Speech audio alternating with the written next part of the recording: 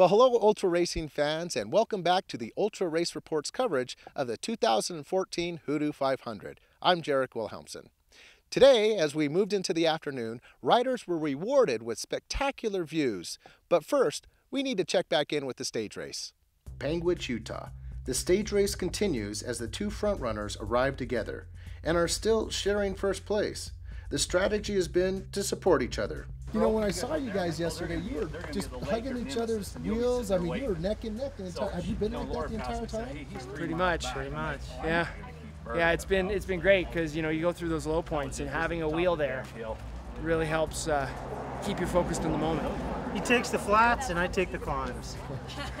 Between time station 2 and 3, riders make their way along Scenic Byway 12, which is arguably one of the most majestic routes in the country, or in the world for that matter.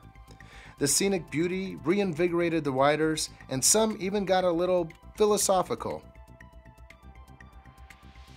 You know what? It's kind of a surreal feeling. You're out here by yourself in the mountains, and you're just yourself, the bike, and the nature, and that's it. Nothing else exists.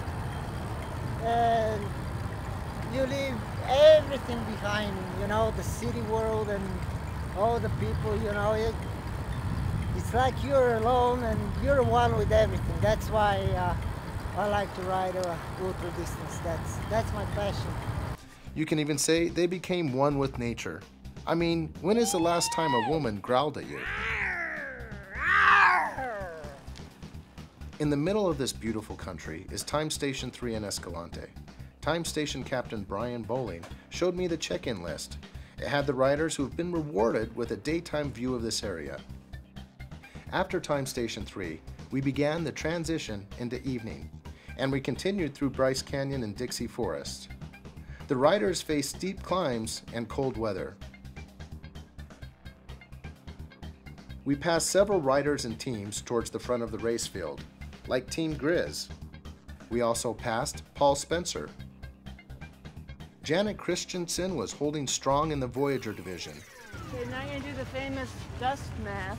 That's right, I've seen that before. Yeah, I know, it's there, it's cold. Bothers the lungs.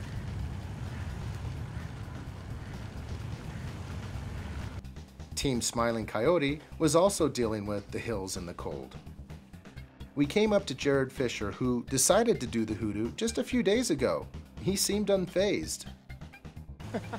Well, this one I only haven't, this is my third time on this bike this year. So, of course it was a last minute thing, but it all comes down to, it's not really bike skills. It's, for me, it's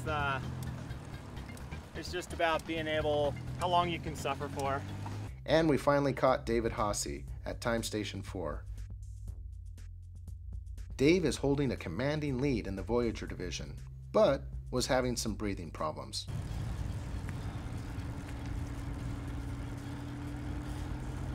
And we couldn't say goodnight without saying hi to Metal Spy Ultra Racing, who was leading the field.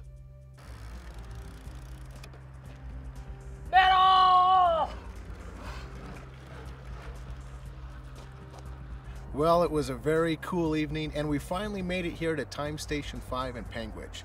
The third leg of the stage race starts bright and early in the morning at 7 a.m., and that's just a couple hours away, so I'm going to grab some wings.